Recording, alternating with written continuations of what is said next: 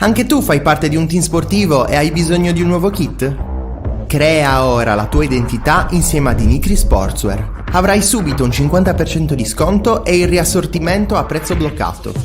Oltre 300 sono le società che si sono già affidate a noi. E tu cosa aspetti? Contattaci subito al 379 244 8537 o entra su dimitri.com.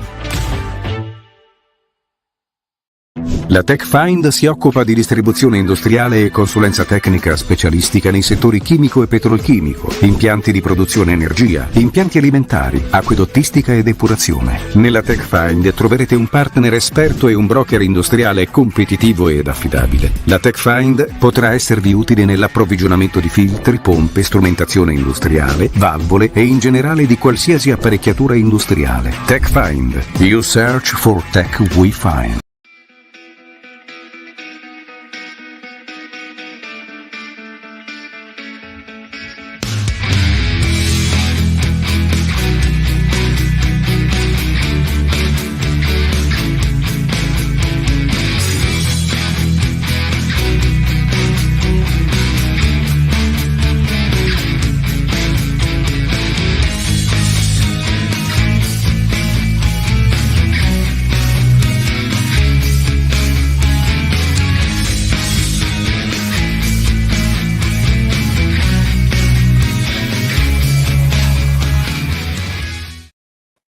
Amiche e amici di 131, ben ritrovati, nuovo appuntamento con Serie 131, la nostra ormai solita rubrica, quella che state imparando un po' a conoscere, nuova rubrica nata questa stagione dedicata alla Lega Pro e quindi alle due squadre sarde impegnate in Serie C, l'Olbia di Roberto Chiuzzi e la Torres di Alfonso Greco. Come sempre con me, come ogni martedì, c'è in compagnia anche il buon Marcello Scano. Ben ritrovato Marcello. Eccomi, buonasera, ciao Roby. E con noi, caro Marcello, oggi, visto che nelle ultime puntate siamo stati un po' più spesso ospiti in casa Torres, abbiamo anche un ospite piacevolissimo e graditissimo che arriva dall'Olbia, ovvero il centrocampista classe 2002, Federico Zanchetta. Ben ritrovato Federico. Ciao, buonasera a tutti, ciao ragazzi. Allora ragazzi, andiamo insieme a vedere quello che è stato l'ultimo turno, insieme anche alla classifica. Nel frattempo vedo Marcello che ogni tanto si distrae perché sta guardando giustamente la Juve che sta perdendo, ma è in linea la Juventus con Federico Zanchetta, visto che la squadra dove è cresciuto il centrocampista dell'Olbia è in prestito alla SPAL. Ragazzi, andiamo insieme a vedere quello che è successo nell'ultimo weekend di Lega Pro e con i risultati, alcuni anche importanti a sorpresa, per esempio la partenza sprint di Max Canzi, ex tecnico dell'Olbia, che è andato a vincere col suo Pontedera in casa dell'Alessandria, un 3-2 importante in ottica salvezza. Poi c'è il Rimini che ha fatto il risultato pieno in casa di una delle squadre che stava sorprendendo fin qui in questo inizio di stagione, un 2-1 contro il Gubbio, vittoria, stesso risultato 2-1, questa volta in casa dell'Imolese contro la Recanatese. Lucchese Torres, ve l'ho raccontata dal Portelisa di Lucca, è finita per 0-0, la Reggiana continua a vincere, a fare bene in classifica, ha battuto in casa anche un avversario mai banale come l'Ancona. Lentella, prossima avversaria dell'Olbia, è andata a vincere in casa della Fermana. Montevarchi che ha battuto una Carrarese che deve un attimino ritrovarsi qualche passo falso di troppo negli ultimi turni, 2-1, vittoria per il Montevarchi. L'Olbia, l'abbiamo raccontato sui nostri canali, ha perso in casa 1-2 con un risveglio forse troppo tardivo, ma ce lo racconterà Federico, con il gol di Nanni che non è riuscito ad aprire la rimonta finale. Poi la Vispesaro ha battuto il San Donato Tavarnelle e alla fine Siena Cesena è finita 0-0, anche se non vediamo il risultato in grafica, quindi un pari per il Siena e il Cesena, che non sono fatte del male, ma il Siena non è riuscito così a prendere il largo in classifica che possiamo anche vedere, che vede il terzetto di testa, possiamo chiamarlo così, Fiorenzuola, Reggiana e Siena a quota 15 punti, poi via via tutte le altre a chiudere l'Alessandria e la Recanatese, che appunto chiudono questa classifica. Caro il mio Federico, vengo subito da te, momento particolare in casa Olbia. Avevate vinto il derby di Coppa contro la Torre, si pensava potesse dare anche qualche certezza in più alla squadra, e invece poi alla fine mi senti? Bene, sai? Prova a togliere le cuffiette se non riesci a sentirmi benissimo, magari sono un po' un po' scatti, non so. Sono un po' le cuffie che... Mia. Sì, forse è un pochino la connessione. Prova a togliere le cuffiette, nel frattempo scrivo anche a Federico. La faccio a te la domanda, Marcello, visto che anche tu Sì, comunque hai commentato l'Olbia domenica. All'Olbia è mancata la scintilla. Ti aspetti derby vinto 2-1, riparte il campionato e forse la squadra di Occhiuzzi si è svegliata troppo tardi, un approccio che non ti aspetti. sì, assolutamente. Infatti poi ci saranno anche, insomma, avremo modo di chiedere a Federico anche un paio di cose, sia da un punto di vista tattico che anche atletico. Certamente una cosa che denotavo è il discorso che, insomma, praticamente si è ripartiti dal campionato e non dalle energie che doveva dare la Coppa, perché l'Olbia ha fatto un altro passo indietro, mentre invece poi la Torres, ad esempio, non si è fatta certamente disgregare dalla sconfitta ad Olbia e anzi è andata a fare un altro punto prezioso in trasferta. Perciò chiaramente adesso l'Olbia ha una partita difficile che la attende, dopodiché delle partite in casa che dovranno dare delle risposte, e poi arriva di nuovo il derby. Credo che l'unica eventuale nota positiva arrivi dall'aver trovato il gol, ritrovato il gol in campionato, gol che in campionato mancava dalla prima giornata. L'ha trovato con un calciatore che ha esordito con la maglia dell'Olbia, visto che era infortunato, ossia stiamo parlando di Nanni. Sì. Questa è l'unica nota positiva, però effettivamente io l'ho commentata al Nespoli, è stato, insomma, facendo i conti, 3 minuti di Olbia all'inizio, poi 80 di Fiorenzuola, che ha veramente espresso un bel calcio. Anche, ho avuto modo anche insomma, di parlare con degli spettatori normali che c'erano lì a Nespoli, hanno, insomma, notato come veramente il Fiorenzuola non è lì a caso, non aveva fatto 5-0 alla Reggiana a caso, quindi certamente onore a loro. L'Olbia si è presentata con una formazione anche un po' offensiva, se vogliamo, probabilmente per cavalcare anche l'entusiasmo, per Certo. mischiare le carte, per cercare di dare delle certezze tattiche. Ricordiamo che l'Olbia si è presentata di nuovo col 4-3-1-2, era la terza volta consecutiva, compresa la Coppa Italia, e negli interpreti, insomma, a parte la Rosa che faceva da schermo alla difesa, le mezze ali erano giocatori di qualità, così come lo è Zanchetta, che tra poco riavremo, così come lo è Biancu, poi il trequartista era Ragazzu, davanti di nuovo proposte due punte veloci come Sueva e Contini, quindi le scelte, insomma, sembravano anche promettenti, ti dico la verità. Onestamente, leggendo la formazione dicevo, insomma, Certo. che bella proposta, ecco.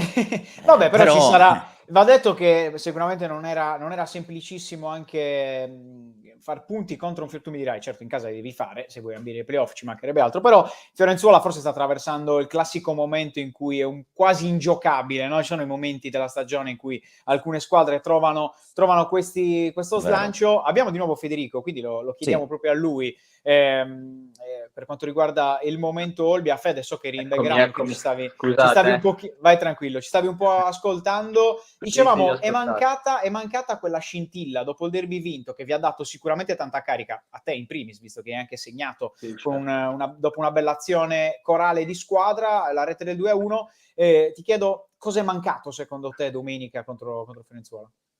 Ma è mancata, non saprei dirti, siamo partiti bene perché i primi 5 minuti abbiamo avuto due palle gol nitide, una con Ragazzo e una con Brignani.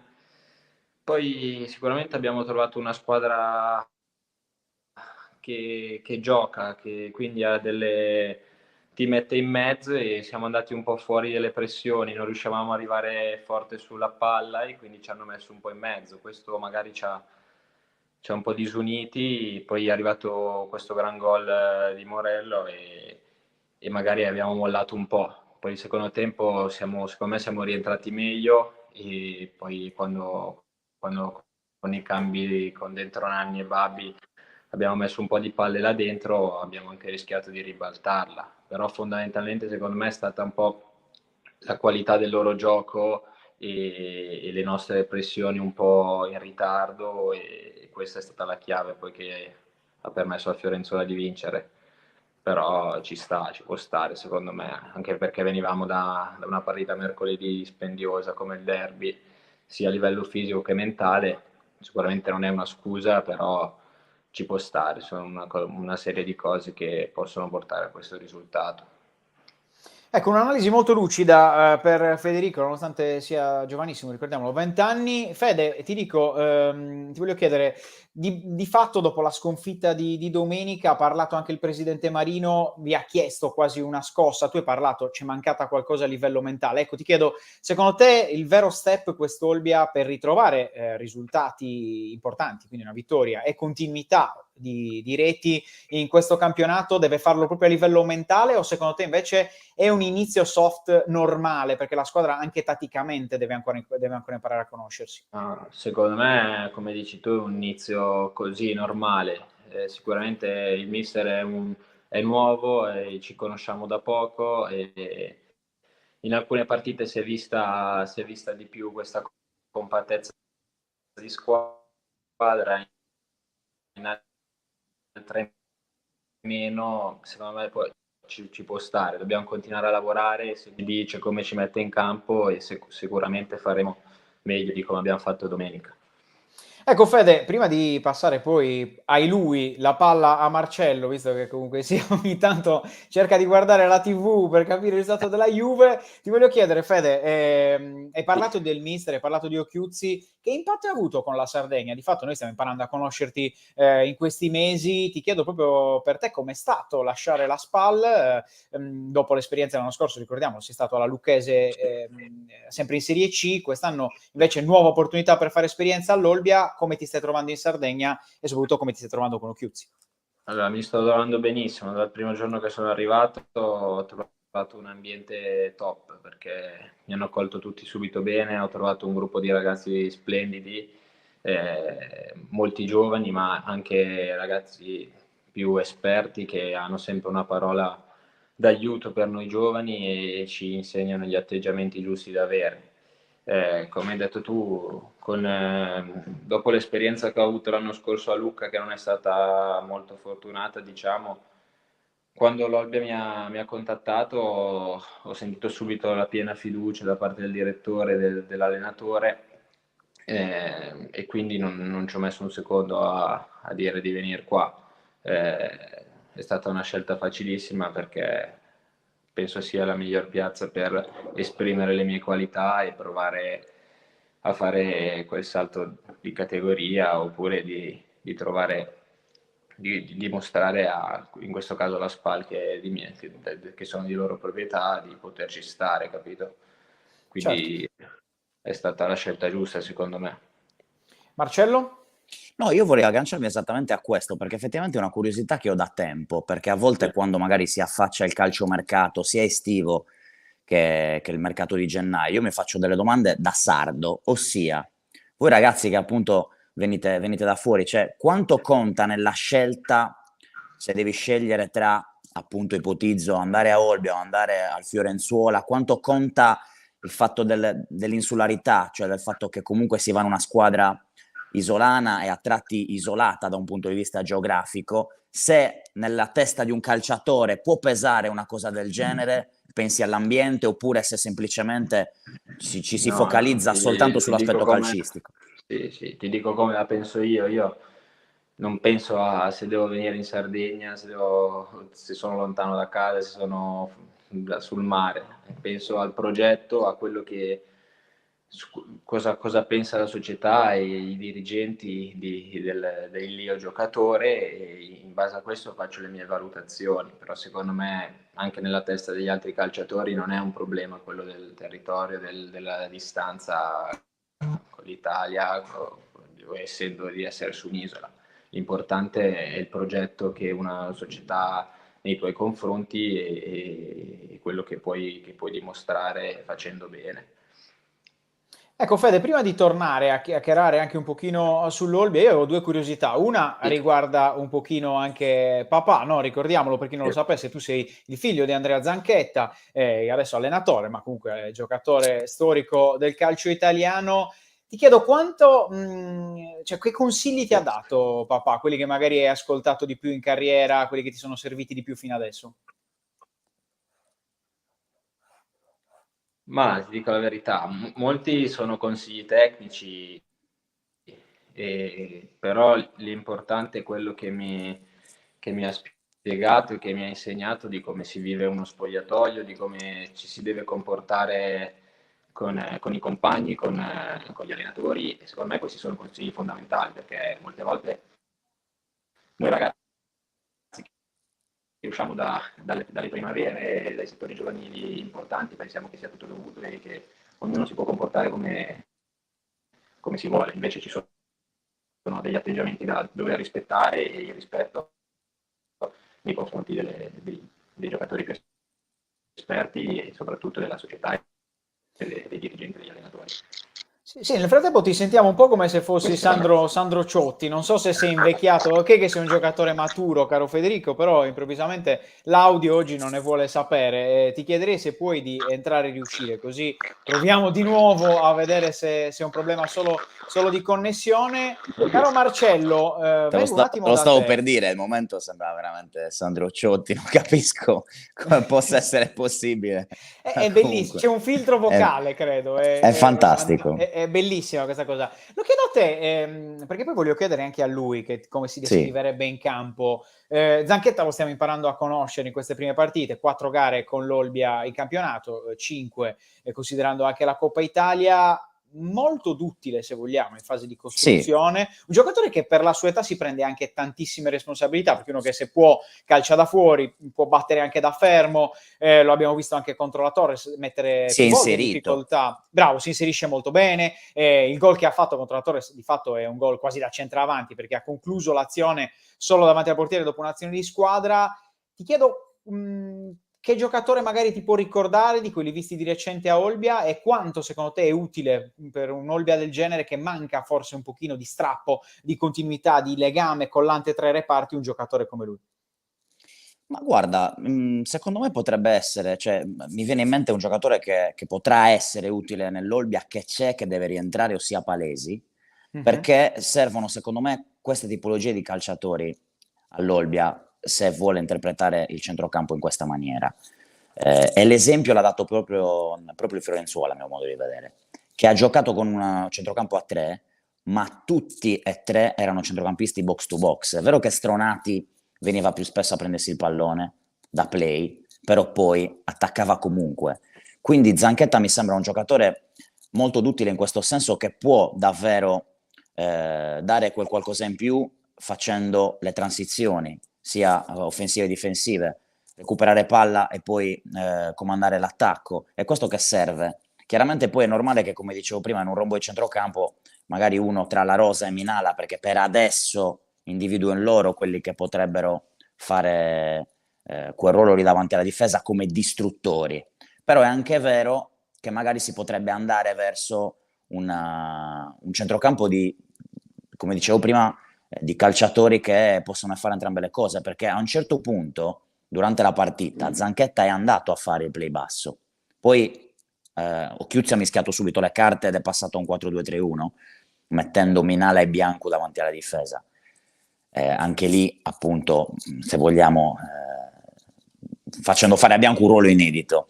Però questo è quello che secondo me, cioè una strada che si potrebbe anche percorrere. Ecco. Intanto io, così en passant, ti dico che certamente il 4-2-3-1, vedere l'Olbia con un 4-2-3-1, magari anche con uno dei due, non solo distruttore ma anche costruttore, come dicevo prima, quindi che ne so, un Zanchetta che affianca la Rosa, un Zanchetta che affianca Minala, perché Zanchetta ce l'ha l'interdizione, ce l'ha assolutamente, non la disdegna. Questo è quello che francamente mi è arrivato anche dal modo di interpretare le sue partite, e mi è arrivata la personalità, perché altrimenti in un derby, dopo Certo. un derby che non si vede da tanto tempo, con lo stadio pieno, una situazione particolare, non fai la partita che ha fatto lui.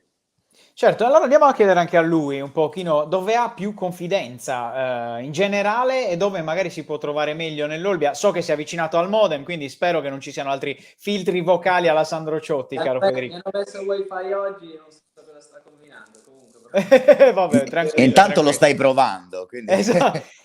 Di solito noi siamo qua per testare e quindi lo stiamo usando come crash test questo wifi. Dai, dici un po' qual è la posizione dove ti trovi meglio, come ti descriveresti proprio come calciatore e secondo te in quest'Olbia dove puoi dare di più alla squadra? Ovviamente tu mi dirai che sia a disposizione del mister, però in generale dove ti senti più a tuo agio? La prima cosa è quella che hai detto tu, io sono a disposizione dell'allenatore di quello che il ruolo che mi dà, io ci metto il 100% e provo a farlo. Se dobbiamo parlare di come mi trovo meglio, di qual è secondo me il ruolo che prediligo, è quello del play davanti alla difesa, perché ho fatto sempre quello. Ho giocato sempre lì sin da quando sono arrivato alla SPAL e mi trovo bene perché comunque come ha detto Marcello, ti chiami Marcello, non mi ricordo, scusa. Sì, Marcello. Come ha detto Marcello che ho sentito prima, la fase di interdizione sì, ce la posso avere, però magari meno di altre. A me piace più la fase di possesso, trovare le linee di passaggio e trovare il trequartista e provare delle soluzioni. Poi quindi quella è un po' la zona di campo dove mi piace di più agire. Poi anche la mezzala l'ho provata con la Torres, l'ho provata con il Fiorenzuola, sono state due partite diverse, però mi impegno al 100% sempre e comunque anche la mezzala mi piace perché mi ritrovo anche più avanti, quindi se riesco a liberarmi e a trovare degli spazi in più ho anche possibilità di fornire degli assist o di arrivare al tiro in porta, cosa che da play è un po' meno rispetto alla mezzala. Sì, una sorta di play moderno, come piacciono molto adesso nel calcio attuale, no? I registi che sanno fare un po' tutto, oltre al compito di impostazione dal basso. Ti chiedo un'altra curiosità, caro Federico. Di fatto, tra Olbia e Torres, tu hai giocato con tantissimi giocatori, perché quando stavi nella SPAL avevi Jonathan Campagna, hai avuto Babbi, hai avuto Teiu, tra l'altro che ancora si è visto poco a Sassari, però ha giocato anche con te. In più in nazionale Under 16, ricordiamo, tu hai fatto 3 presenze in Under 16, sei stato anche aggregato all'Under 19, dove non hai giocato in partite ufficiali, però hai trovato sia Conti che Tesio, che è il centrocampista della Torres, non so se ti ricordi questi due nomi, magari Sì. un po' di tempo fa. Abbiamo giocato molti derby contro nelle giovanili. Ecco, vedi, molti derby contro. Ti chiedo, descriviceli un po', soprattutto Babbi, Campagna e Teiu, che sono stati i tuoi compagni. Teiu, noi a Sassari non l'abbiamo praticamente mai visto. Ha fatto l'esordio in amichevole col Novara e subito gol. Però poi da lì è un pochino uscito dai radar. Rex secondo me è un giocatore molto forte. L'ho avuto un anno a Ferrara con la spalla in Primavera 2. Ti posso dire che secondo me è un centrocampista completo perché ha una forza della Madonna e poi tecnicamente è forte, è bravo nell'inserimento. A me piaceva un sacco quando ci giocavo vicino, lui faceva la mezzala, io il play, mi trovavo molto bene, quindi secondo me è un giocatore importante che può dare molto al centrocampo della Torres. Per quanto riguarda Jonathan e Lorenzo, sono due attaccanti con caratteristiche completamente diverse. Jonathan lo conosco bene, abbiamo giocato 2 anni insieme, mentre con Lore anche ci siamo sempre stati insieme a Ferrara e a Lucca. Jonathan è un giocatore, è bravo, un esterno, destro e sinistro, è bravo anche nel tiro in porta, nell'attaccare la porta. Quindi non l'ho visto in azione nel derby, abbiamo parlato, ha detto che aveva avuto un problema muscolare, non mi ricordo, un infortunio, e invece Lore Babbi è l'attaccante classico, un fisico della Madonna e secondo me è forte perché ha il colpo di testa, viene incontro, tiene questa palla e te la gira quando vuole e secondo me può darci tanto come ha fatto comunque a Luca l'anno scorso, tutte le volte che è stato chiamato in causa ha aiutato molto la squadra.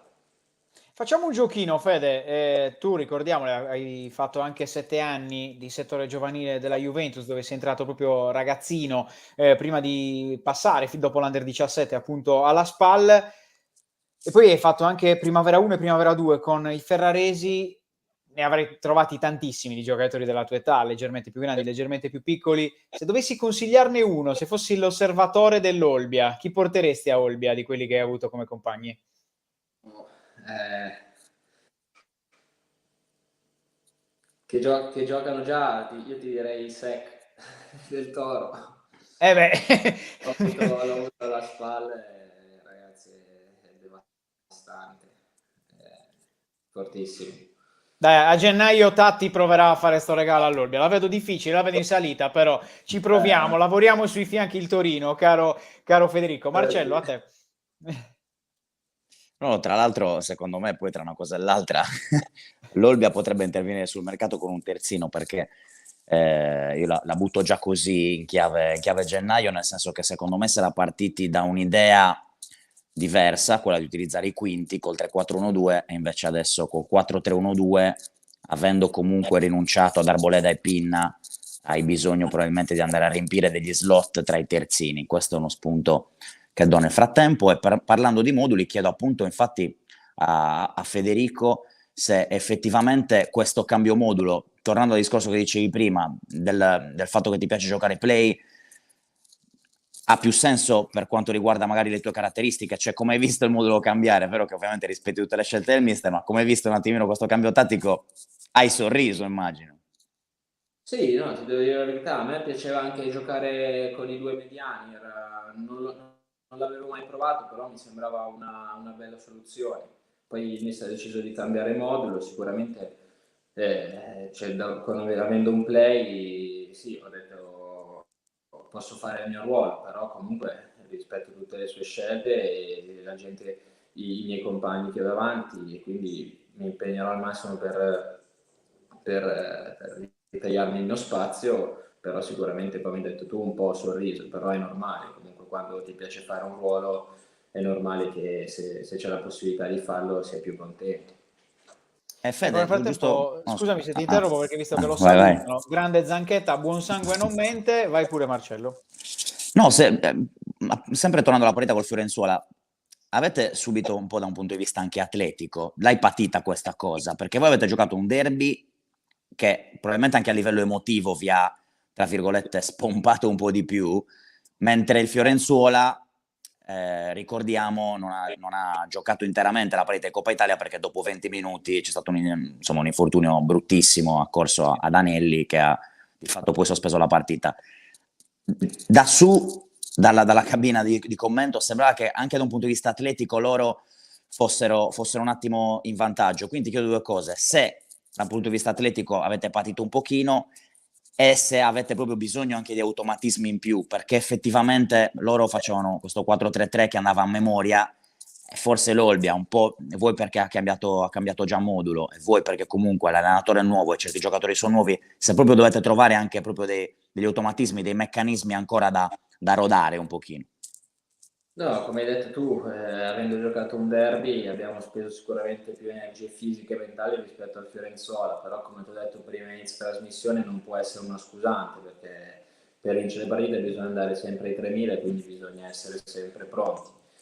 Dal punto di vista magari del modulo può essere che avendo cambiato da poco, come dici tu, non abbiamo ancora i giusti meccanismi, non abbiamo magari la loro facilità che aveva il Fiorenzuola, che magari ha 2 anni lo stesso allenatore e provano sempre le stesse cose, ma sicuramente, come ti ho detto prima, con il mister che è bravissimo da questo punto di vista, ci spiega e ha grandissima intelligenza e calcistica delle giocate, secondo me andando avanti con questa filosofia riusciremo a giocare anche di più e magari arrivare a giocare delle partite come il Fiorenzuola, con queste giocate codificate. Poi sicuramente ci saranno delle partite dove puoi farlo, delle partite dove non lo puoi fare, perché ogni avversario richiede un tipo di calcio diverso in base a come gioca, però secondo me andando avanti con questa filosofia possiamo toglierci grandi soddisfazioni.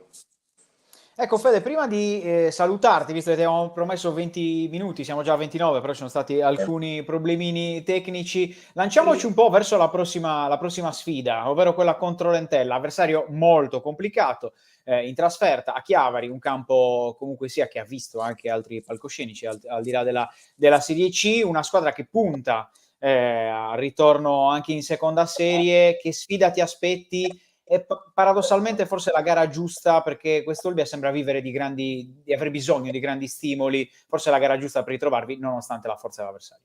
hai ragione. Sicuramente dobbiamo andare a Chiavari e fare una battaglia, come ci ha detto il mister oggi. Sappiamo che loro sono una squadra costruita per vincere perché hanno moltissimi giocatori di categoria e sicuramente puntano a quello, come ha stato l'anno scorso, e deve essere uno stimolo per noi. Dobbiamo andare là e fare battaglia e se si riesce fare un grande risultato, certamente con cattiveria, con intelligenza, perché queste grandi squadre hanno dei grandi giocatori che ti possono risolvere le partite in un secondo, quindi bisogna stare attenti a tutto. Però secondo me, da come ho visto anche i ragazzi oggi, tutta la squadra siamo carichi, vogliamo rifarci rispetto a domenica e può essere, come hai detto tu, una buona partita per ritornare a sorridere, a conquistare 3 punti e portare a casa un buon risultato. Fede, prima di lasciarti, una curiosità, visto che abbiamo Marcello qua con noi, tu sei un 2002, gusti musicali di Federico Zanchetta. Se dici Enigma, probabilmente avrai un occhio di riguardo durante la telecronaca, questo te lo dico così in amicizia, te lo lascio lì. Questi musicali, guarda, sono uno molto che varia molto. Mi piace molto la musica italiana degli anni 90, gli anni 2000, perché come mio papà... Pensavo i cugini di campagna, però vabbè, anche anni 90-2000 è carino, dai, ci sta. L'ascoltavo molto, però mi piacciono un po' tutti, varia un po' dai momenti, dai. Passiamo dal rap al reggaeton alla musica italiana, un po' tutto. Un onnivoro anche a livello di musica, duttile anche negli ascolti. Esatto. Il buon Federico Zanchetta, oltre che in campo. Fede, ti ringraziamo ovviamente anche l'Olbia per averti concesso. Speriamo che dopo il test 131 il wifi da domani sia una fibra che va liscia. Salutaci tanto papà e ovviamente ci rivedremo poi in campo. Un abbraccio grande. Ciao Fede. Ciao. Caro il mio Marcello, andiamo a chiudere questi ultimi 10 minuti di trasmissioncina andando a parlare anche un pochino di quella che è l'altra squadra sarda in Serie C, ovvero la Torres. Un bel 0-0 contro la Lucchese, è arrivato una prova di solidità, non banale, devo essere sincero, anche perché al Porta Elisa contro una squadra che punta chiaramente in maniera anche dichiarata ai playoff da inizio stagione, ovvero la Lucchese, la Torres ha messo in piedi una prova molto solida. Nel primo tempo avrebbe anche potuto passare in vantaggio diverse occasioni, una soprattutto su Ruocco, importante, con un tiro a incrociare che non è andato a buon fine. Poi nel secondo tempo è cresciuta parecchio la Lucchese, che addirittura ha chiuso con 5 attaccanti o quasi 4 attaccanti più Rizzo Pinna, che è un esterno abbastanza offensivo per chi lo conosce bene nella categoria. E la Lucchese ha sfiorato il vantaggio all'88esimo con Franco che si è ritrovato da solo in aria dopo una respinta infelice di Salvato, però c'è entrato la salvezza. Alla fine è arrivato uno 0-0 che comunque dà continuità di risultati utili alla Torre. Sono 5, ricordiamo, i risultati utili consecutivi per i sassaresi, che al momento sono fuori dalla zona pericolo, però poi ospiteranno domenica il Vannisanna e il Siena. Tra l'altro, curiosità, Vannisanna, dove la Torre si è fatto solo 2 punti fin qui, e invece che essere il fortino dei rossoblù, paradossalmente sono i rossoblù molto più corsari a livello di punti in questo inizio di campionato. Marcello, c'è una domanda prima di andare ad ascoltare anche Alfonso Greco al termine della partita. Abbiamo anche un breve estratto che ti volevo fare. Hai commentato più volte la Torres, ti sarei accorto che la Torres ha di base una struttura molto solida su cui si affida, dei giocatori che utilizza molto spesso Alfonso Greco, non ha delle alternative utilizzate con costanza. Poi è vero, ci sono buona volontà, a tratti o Luppi o Scappini che possono partire. Ormai Scappini è diventato titolare perché ha recuperato la forma, però di fatto c'è Luppi in panchina. E ti chiedo, arriva un fine mese molto complicato perché c'è il Siena, poi ci sarà l'infrasettimanale contro l'Alessandria, una sfida in trasferta da vincere, c'è poco da girare intorno perché quello è uno scontro diretto salvezza, poi il derby e poi il Pontedera a chiudere il mese. Diventerà fondamentale la gestione della rosa. Secondo te riuscirà la Torres o comunque sia diciamo il bivio principale è proprio quello di riuscire a utilizzare più giocatori, penso a Suciu, penso a Sanat, meno visti fin qui, per trovare anche più punti, più continuità, più freschezza? Ma guarda, sicuramente la cosa positiva in questo momento è che, a parte, a mio modo di vedere, la difesa, gli interpreti utilizzati dal centrocampo in su sono stati comunque comunque tanti. Ricordiamo poi che ci sarà da recuperare anche l'Isai, Bravo. per quanto riguarda il centrocampo. Chiaramente lo spunto che ha dato anche secondo me la parità di Coppa Italia è che soprattutto in difesa non puoi prescindere da quegli automatismi Sì. difensivi che ti fanno la differenza. Mentre per il resto, secondo me, le soluzioni sono variegate, sono tante e sono promettenti. Questo è comunque, fino a questo momento, un cammino, a mio modo di vedere, promettente, un cammino perché cioè, mi viene da dire è così che ci si salva, con questi pareggi in trasferta comunque fatti con un certo spirito. Sono convintissimo che poi a un certo punto quell'effetto, tra virgolette, di troppa tensione, della quale abbiamo parlato anche a volte con i calciatori della Torres che abbiamo avuto ospiti, svanirà, e che il Vannissanna diventerà un fortino, perché comunque il pubblico è veramente molto trascinante. Secondo me poi, insomma, Suciu è un giocatore da recuperare sotto un certo aspetto, a mio modo di vedere, mentre Buonavolontà secondo me garantisce un ottimo ricambio di fatto, anche perché comunque secondo me è stato anche uno dei più pericolosi, ad esempio nel derby, quando ha avuto la possibilità di giocarla quasi tutta. Insomma, io vedo una rosa alla fine completa. Cioè, se devo pensare a un intervento da fare sul mercato, in questo momento lo vedo a fare più per l'Olbia, come ti dicevo prima, che ho dato quello spunto, piuttosto che per la Torres, ecco. Sì, tra l'altro secondo me ci è entrato un po' la chiave, questa torre sembra essere molto interscambiabile tranne nei due centrali, Antonelli D'Ametto, che sono stati clamorosi a Lucca. Per chi non avesse la partita si vada a rivedere la sintesi o se la riguardi anche su M Sports, perché veramente Antonelli ha fatto una gara incredibile. Al primo tempo ha fermato tutto e davanti aveva Bianchimano, Semprini, Tamburlani, comunque un attacco molto molto importante per quello della Lucchese. Andiamo ad ascoltarci Alfonso Greco prima poi di chiudere con un paio di notizie anche in casa Torres. Mister Alfonso Greco, 1-0 di grande solidità, quello di oggi contro la Lucchese, una sfida comunque sia difficile contro una grande squadra in trasferta, soprattutto perché poi arrivate dalla sconfitta nel derby che poteva lasciare alcuni fantasmi e invece così non è stato. No, abbiamo fatto una prestazione di spessore secondo me, ha dato proprio l'impressione di una squadra solida, questa ho avuto anch'io l'impressione, e questo sicuramente fa ben sperare, ma già veniamo da una striscia positiva insomma di 5 partite, quindi però è stata una partita dove forse nel secondo tempo potevamo sfruttare qualche ripartenza in più e far male alla Lucchese. L'unica pecca forse è quella, perché ci sono stati 2 o 3 situazioni dove si poteva gestire meglio la palla e potevamo anche sfruttare meglio qualche ripartenza. Ecco mister, avete rispolverato questo 4-4-2 da campionato rispetto alla Coppa Italia, hanno giocato Ruocco con Scarpini, uno Scarpini forse non brillante come l'ultima uscita, è normale vista la condizione del momento? Sì, è chiaro, noi in questo momento abbiamo 4 attaccanti e in base a come vediamo la partita decidiamo chi far giocare o anche giocare con 2 attaccanti più Ruocco eventualmente esterno. Però ripeto, l'importante è l'atteggiamento, l'impressione di questa solidità deve essere una caratteristica che ci deve portare a fare questi 44 punti e quindi la strada è buona insomma. Ecco mister, in chiusura oggi grande solidità, l'abbiamo detto, alla prossima al Vannissanna dove ancora cercate il primo successo, arriva il Siena, una sfida che forse rappresenta il banco di prova migliore per testare il vostro momento dopo queste buone. Sì, incontriamo una delle squadre più forti del campionato, quindi vediamo, adesso ci prepariamo e vedremo un attimino di riuscire a fare questa vittoria in casa, però sono soddisfatto della squadra, l'atteggiamento è quello giusto, quindi la prestazione c'è stata di spessore secondo me e continuiamo su questa strada. Ecco, continuiamo su questa strada. Nel frattempo prima ho detto Tamburlani, che è un giocatore della Lupa Frascati, e Tumbarello della Lucchese. Mi perdonerete ragazzi, ma facendo 800 milioni di squadre ogni tanto ci si confonde. Comunque Tumbarello, gran giocatore, numero 8 della Lucchese, di grande qualità.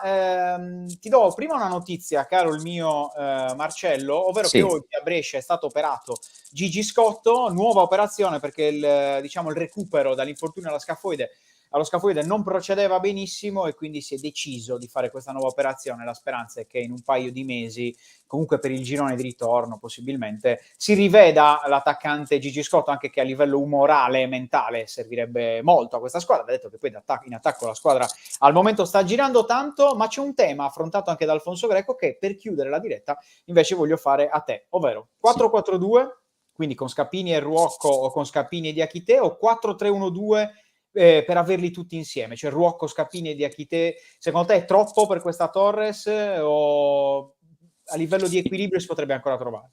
Io credo che poi dipenderà da come si mettono determinate partite. Credo che proprio per la questione di solidità si partirà sempre con Ruocco seconda punta e una punta un po' più grossa, diciamo, proprio un classico 9 se vogliamo. Strutturata. Esatto, una punta strutturata accanto a Ruocco, perché comunque intanto l'abbiamo denotato, adesso ci saranno una serie di partite anche ravvicinate e quindi sotto questo punto di vista ci sarà spazio un po' per tutti. Io vedo ovviamente Masala titolare in generale, secondo me, perché è quel calciatore che dà qualità, quindi insomma per me la titolare di fatto, per parlare dei 4 di centrocampo, perché abbiamo detto che poi la difesa è fondamentalmente abbastanza intoccabile, insomma sono Masala, Lora, Gianola e Liviero, poi davanti Ruocco, e poi bisogna vedere. In questo momento sicuramente Scappini stava dando qualche segnale in più. Hai fatto tu la domanda in conferenza appunto a Greco, il fatto che magari non fosse al top, ma ci sta chiaramente, però a giocare 0 partite, a giocarne 3 in una settimana, esatto, è difficile. gli è già stato chiesto parecchio, però poi ci sta, alla fine hai tante carte da giocarti a partita in corso, quindi assolutamente ci sta. Poi chiaramente si mette male la partita, l'ha detto praticamente tra le righe Greco, si mette male la partita, mi gioco una punta di peso in più, esposto Ruocco esterno nel 4-4-2. Io credo che poi alla fine più o meno sarà così. Chiaramente in certi momenti sì, si potrà pensare alla 4-3-1-2, però io francamente questa squadra la vedo bene così, la vedo solida e quadrata così, con quegli esterni anche a piede invertito, insomma. Sì, sono d'accordo, anche perché di base la forza forse della Torres è proprio le ripartenze sull'esterno con Liviero, che è un giocatore di categoria. Dall'altra parte Omasa l'ha adattato nel ruolo, comunque sia, quando tornerà anche Lombardo, che è un giocatore di spinta, vedremo come farà. Caro Marcello, per chiudere andiamo a vedercelo questo prossimo turno di Serie C che ci accompagnerà per il weekend prossimo, grazie alla grafica che può mettere in visione anche Matteo Cardini in regia. Si parte con Ancona Fermano, una partita importante per entrambe per riuscire a trovare continuità. Dall'altra Carrarese Pontedera, prova del 9 subito per Max Canzi contro una delle corazzate di questo girone. Poi Cesena Imolese, Entella Olbia, l'abbiamo raccontato anche con Federico Zanchetta in diretta, Fiorenzuola Montevarchi, Gubbio Reggiana, forse una partita di cartello di questo girone B del weekend, col Gubbio che si deve ritrovare, la Reggiana che vuole continuare a correre, Recanatese Lucchese, la Lucchese vuole tornare a vincere contro una delle